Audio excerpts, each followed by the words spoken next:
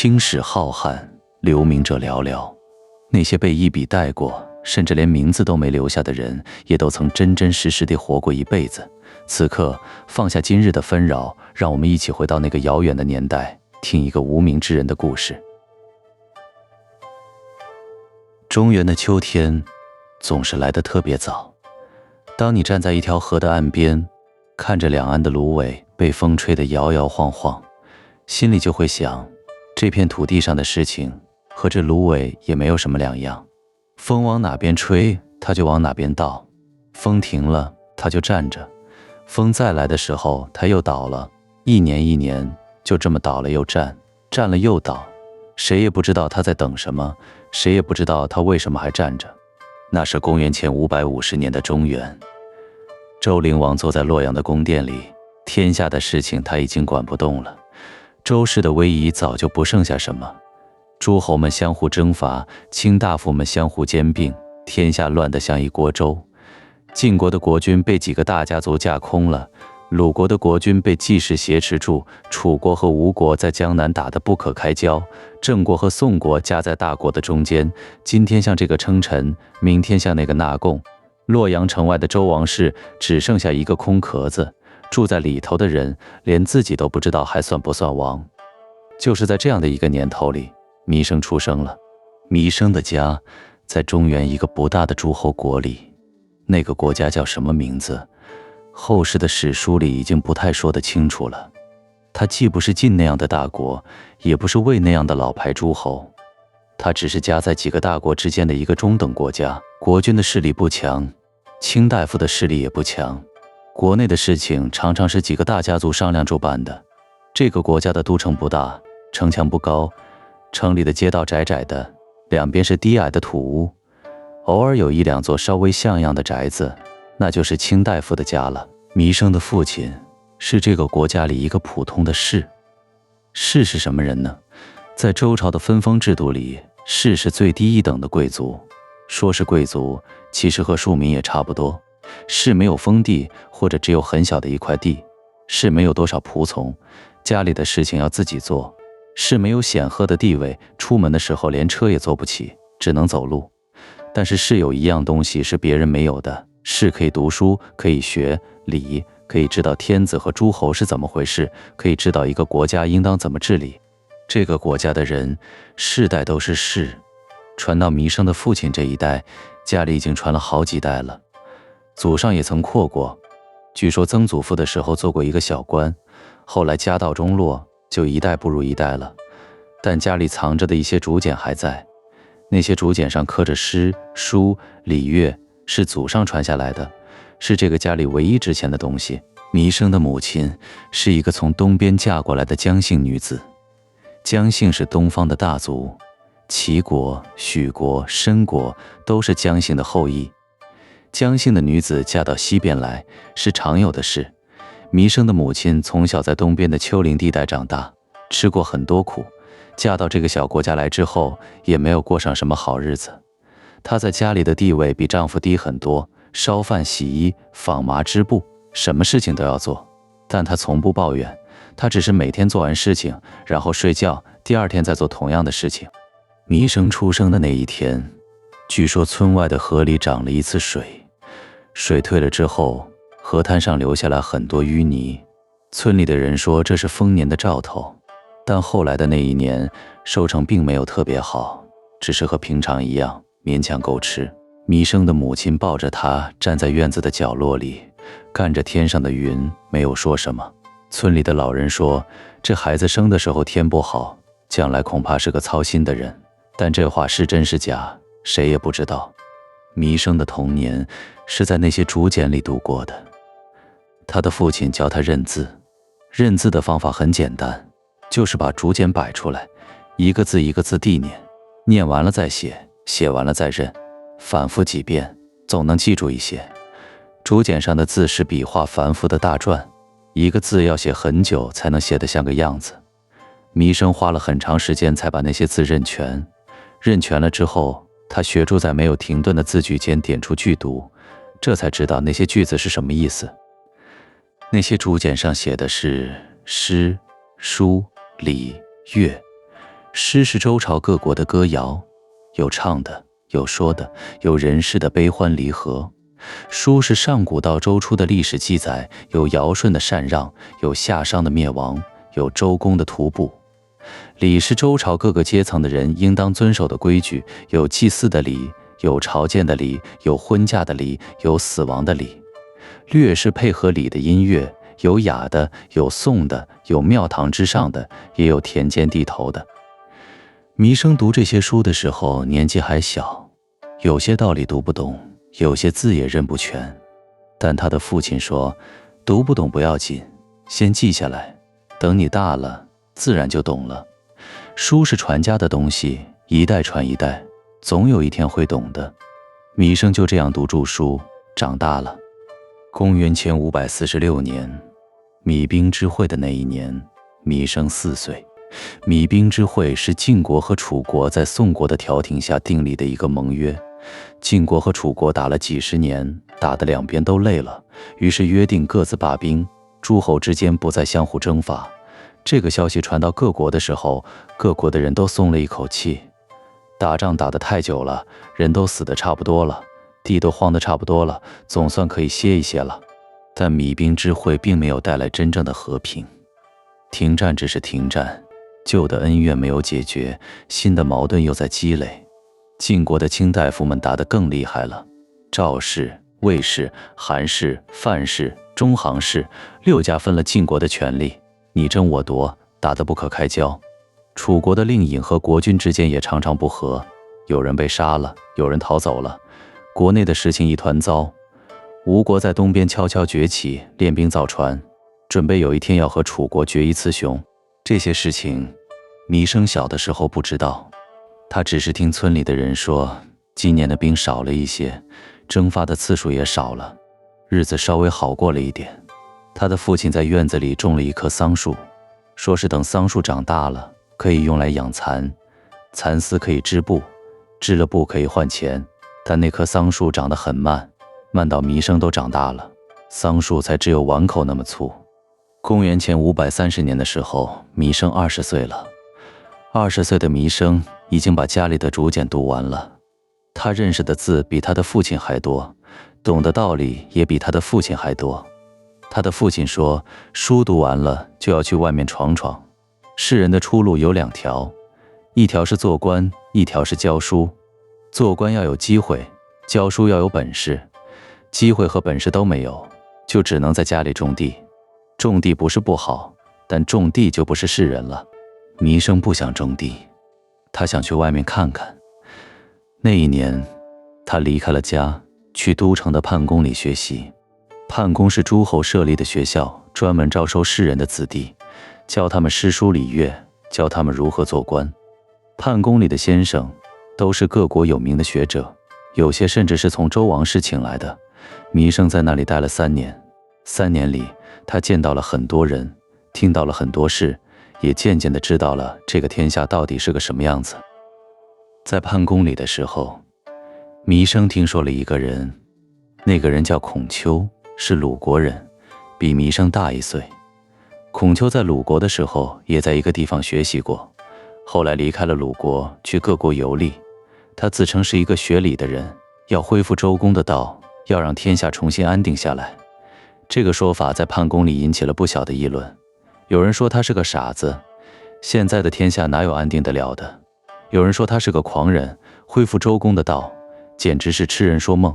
也有人说他是个圣人，他的道理很深，他的志向很大，一般人不懂。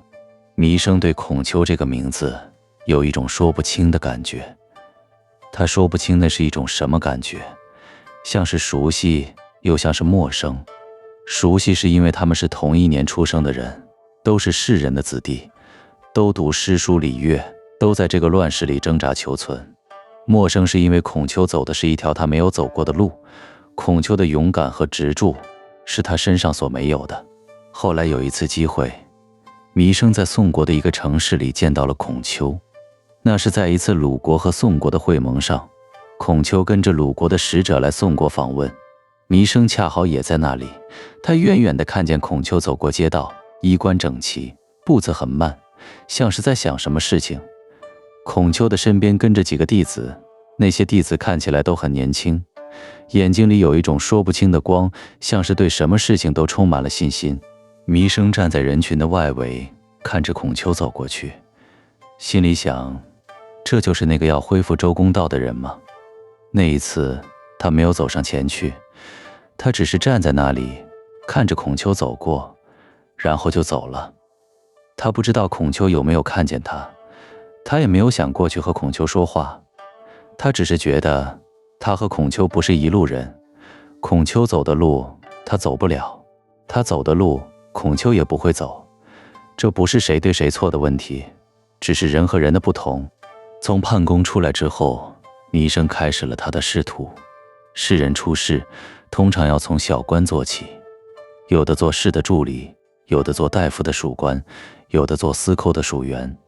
官位不高，俸禄不多，事情不少，但这是士人唯一的出路。弥生被分到了一个大夫的家里，做了一个管文书的小官。文书是什么意思呢？就是抄抄写写，核对版籍，跑跑腿，没有什么大事，也没有什么前途。弥生在那个位置上待了5年，5年里他看见了很多事情。他看见那个大夫的家里，仆从和奴隶比田里的庄稼还多，仓库里的粟米堆得发霉了也吃不完，但那个大夫还是天天叫穷，说日子不好过，说收成不好，说国家的事情不好办。他看见那个大夫和别的大夫之间，表面上客客气气，背地里却你争我夺，谁也不肯让谁，谁也不信任谁。他看见那些士人和士人之间，表面上称兄道弟，背地里却相互倾轧，谁也不肯让谁出头，谁也不愿意让谁得好。这就是官场，这就是士人的出路。公元前505年的时候，鲁国出了一件大事，杨虎季氏的家臣把持了鲁国的国政。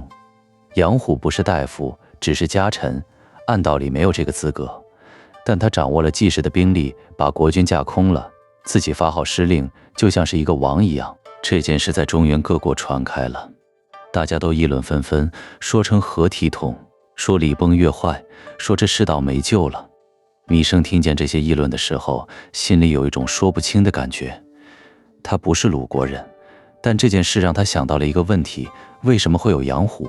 杨虎只是一个家臣，他能挟持国军，是因为季氏的势力太大，季氏的势力太大，是因为国军的势力太弱，国军的势力太弱，是因为周朝的分封制度出了问题。问题出在哪里？出在没有人能真正解决这个问题。这个问题不是孔丘能解决的，也不是任何一个士人能解决的，这是整个天下的大问题。公元前501年的时候，弥生49岁了。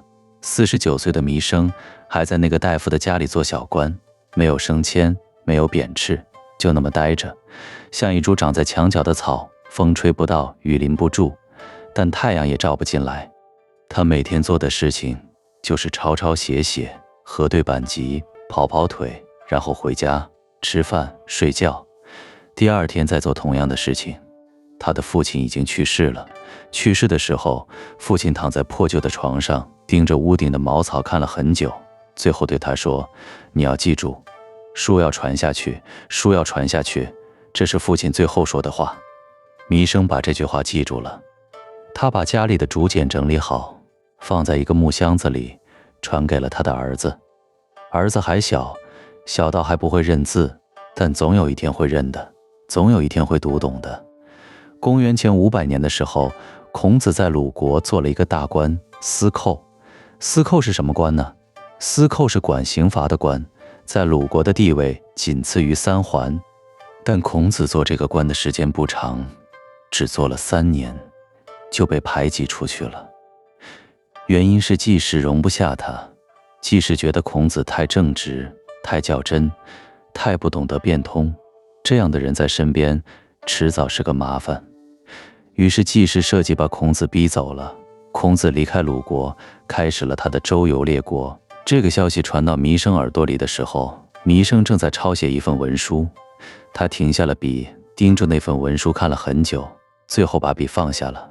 他不知道孔子离开鲁国是对是错，是被迫还是自己选择的，他只知道孔子是一个他想学却学不来的人。孔子的正直，孔子的执着，孔子的不肯折节，这些东西他身上都没有。他身上有的只是小心翼翼，战战兢兢，不出头，不惹事，苟且偷安，度过一天是一天。这不是孔子的错，也不是他的错，只是人和人的不同。公元前497年，孔子离开鲁国的第3年，弥生53岁了。53岁的弥生离开了那个大夫的家。他离开的原因很简单，那个大夫死了。大夫死后，他的儿子继承了爵位。新大夫不像老大夫那样信任他，他觉得继续待下去也没有意思，于是就走了。走的时候，他只带走了那箱竹简和一些换洗的衣物，别的什么也没有带。他回到了自己的家乡，在那个小村子的边上盖了一间茅屋，住下来了。茅屋很小，小到只能放下一张榻，一张矮几，几张草席。墙壁是用泥土和苎草糊起来的，屋顶是茅草和苎树枝搭起来的。冬天漏风，夏天漏雨，住起来一点也不舒服。但弥生不在乎，他在乎的是那些竹简。竹简放在屋角的木箱子里，没事的时候他就拿出来读，读完了再放回去，放回去了再拿出来读，一遍一遍，读了又读，读了几十年，读到竹简上的字都快磨没了，他还在读。他不是一个圣人，他读书不是为了悟道，不是为了济世，只是因为没有别的事情可做。他的日子过得很平淡，平淡的像那条村子边上的河，流的时候看不出流，但流着流住，1年就过完了。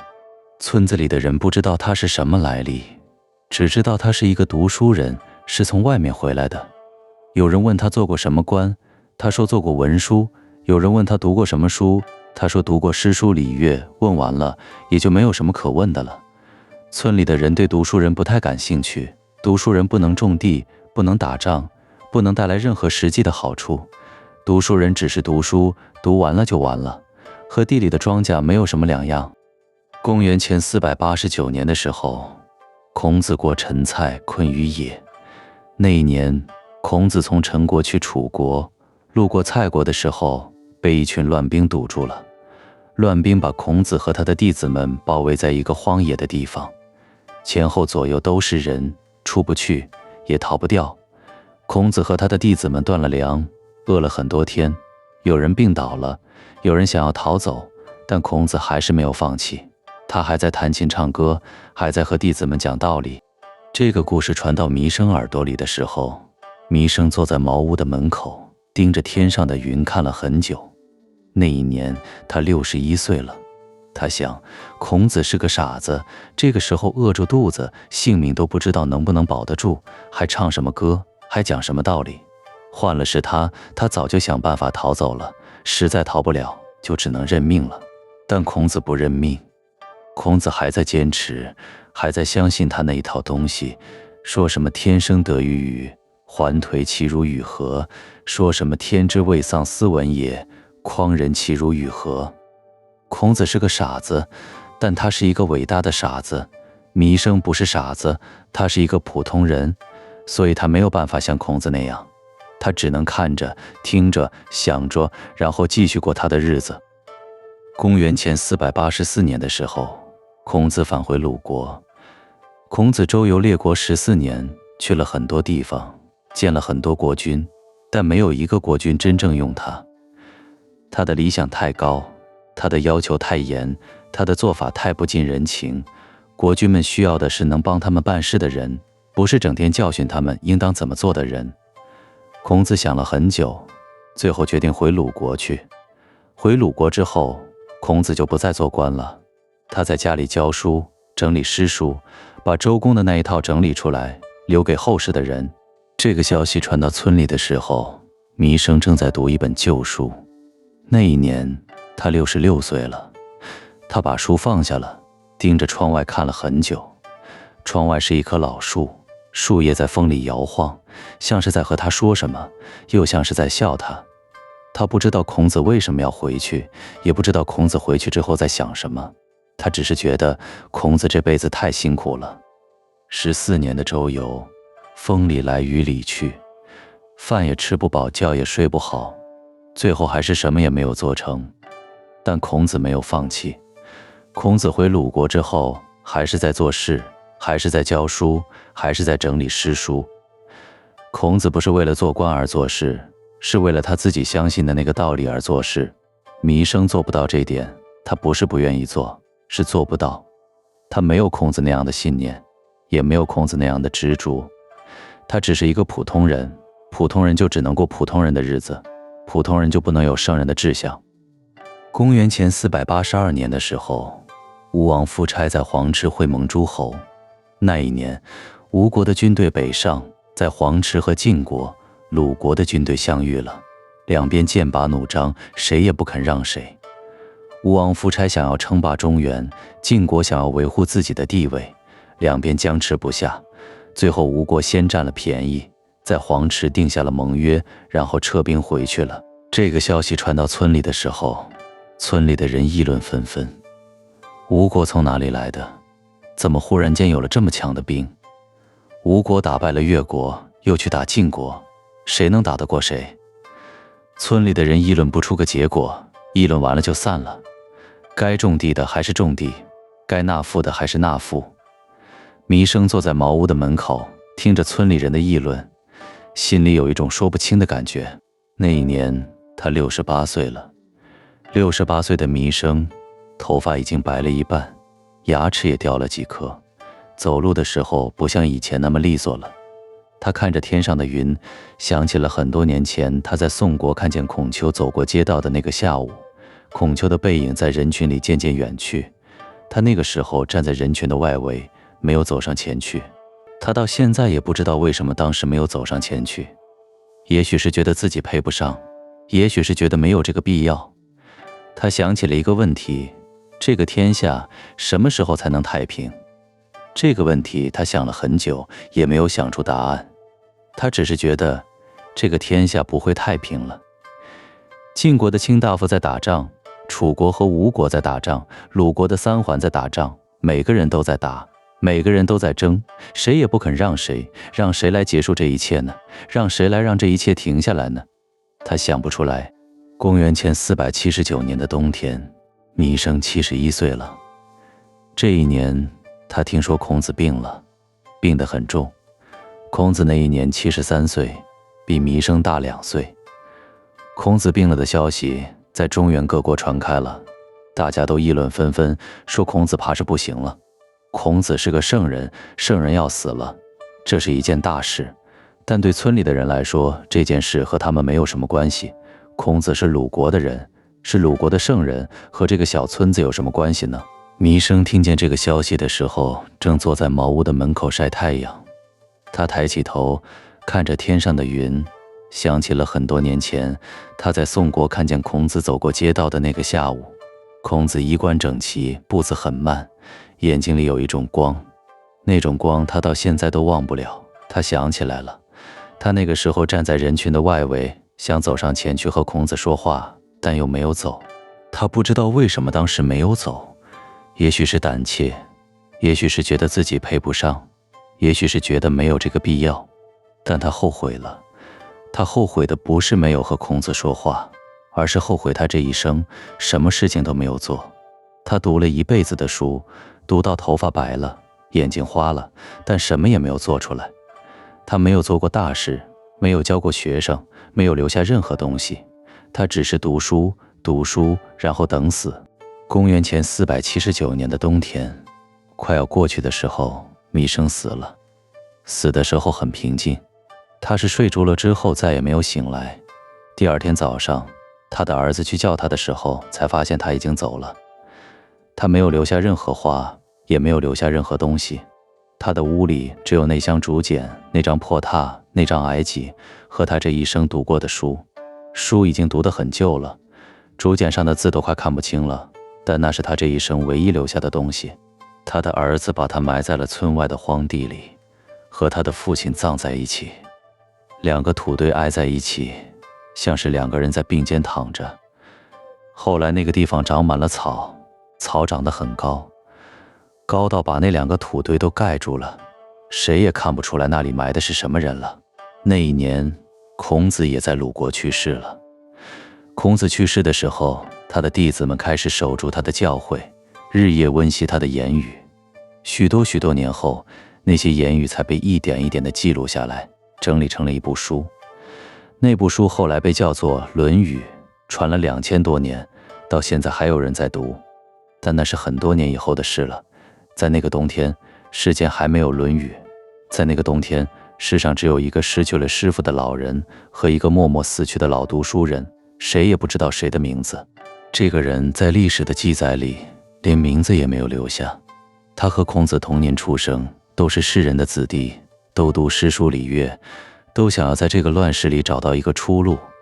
但孔子成了圣人，他只是变成了一抔土。孔子的事迹被写在了史书里，他的事情连一句话也没有。他叫什么名字，没有人知道了。